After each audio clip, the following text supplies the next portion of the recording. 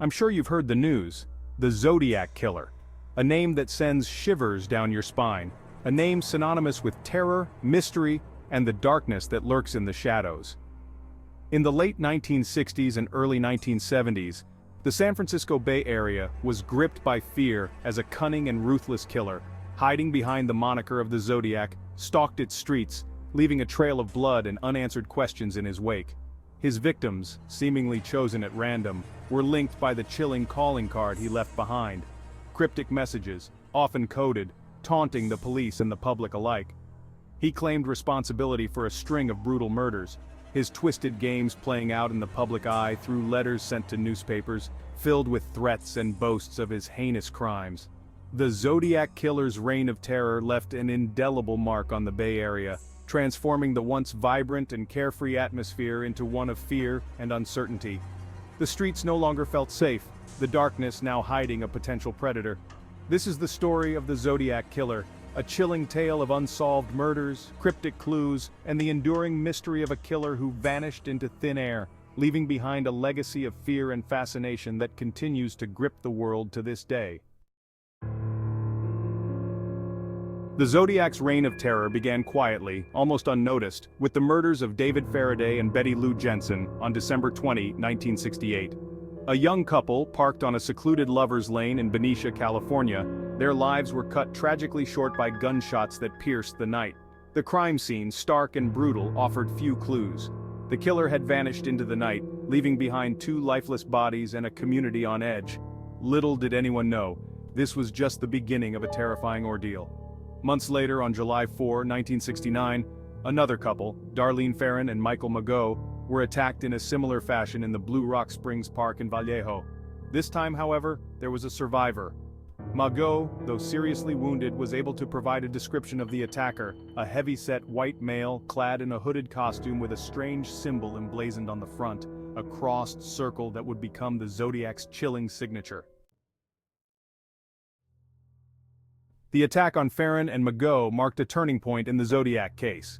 No longer content with silent killings, the assailant craved recognition, notoriety.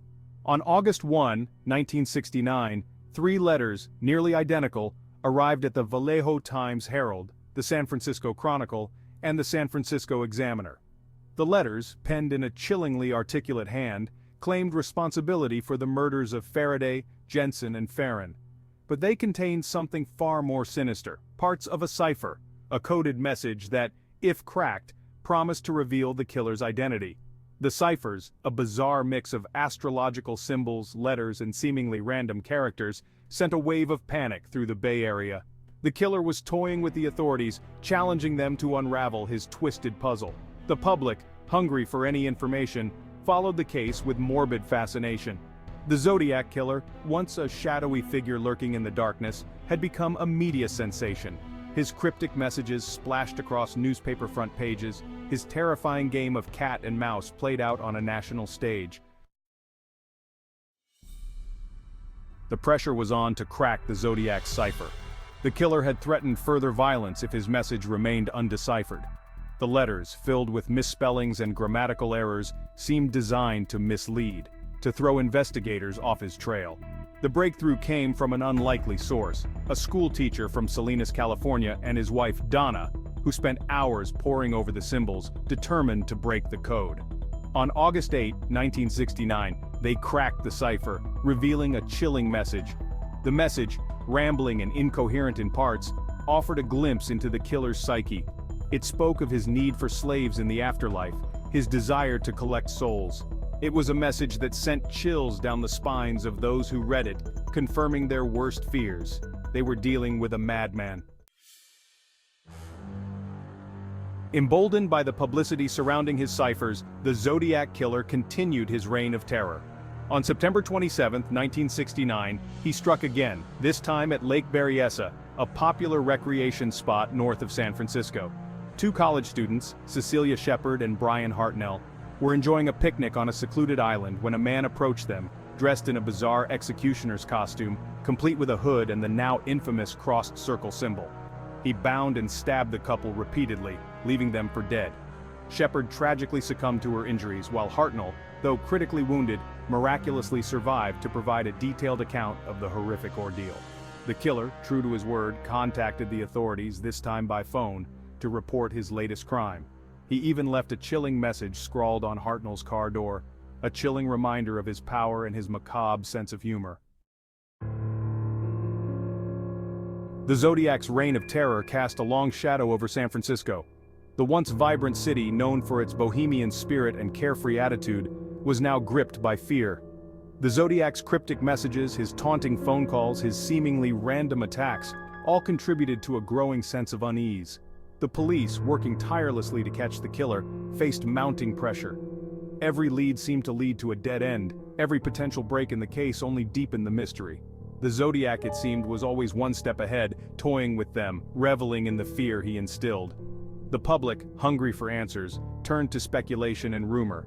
Theories abounded, ranging from the plausible to the outlandish. Was the Zodiac a disgruntled loner, seeking revenge on society?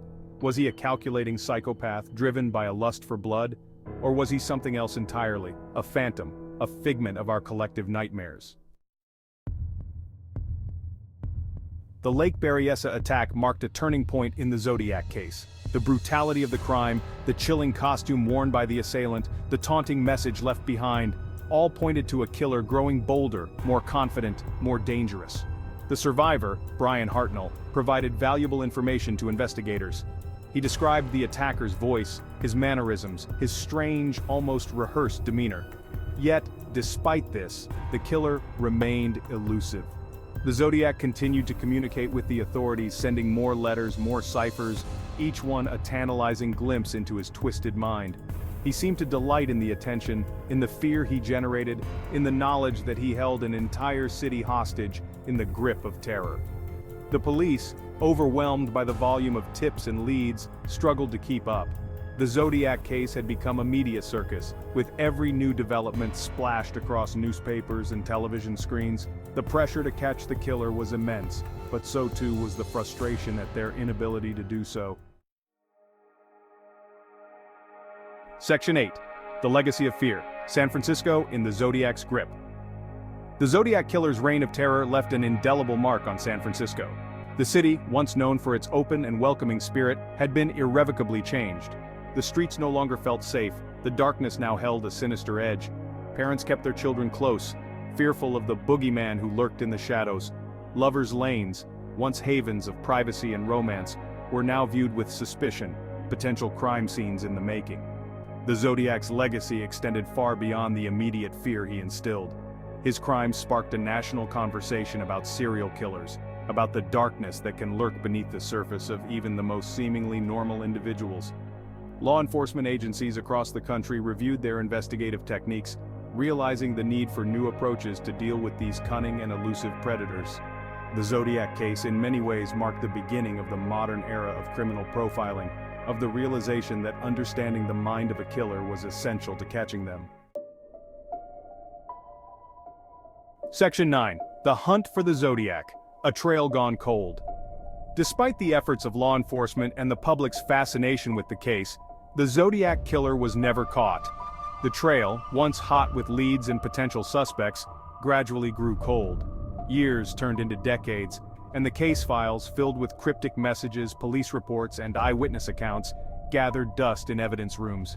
The Zodiac, it seemed, had vanished as quickly as he had appeared, leaving behind a legacy of unanswered questions and unresolved grief.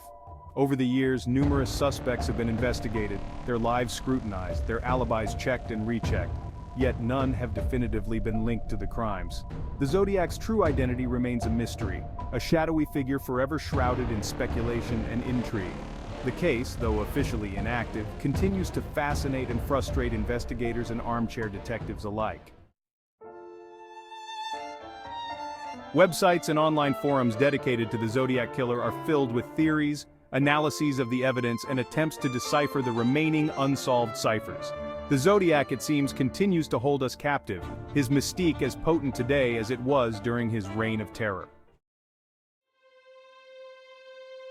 The Zodiac, it seemed, had vanished as quickly as he had appeared, leaving behind a legacy of unanswered questions and unresolved grief. Over the years, numerous suspects have been investigated, their lives scrutinized, their alibis checked and rechecked. Yet none have definitively been linked to the crimes. The Zodiac's true identity remains a mystery, a shadowy figure forever shrouded in speculation and intrigue. The case, though officially inactive, continues to fascinate and frustrate investigators and armchair detectives alike.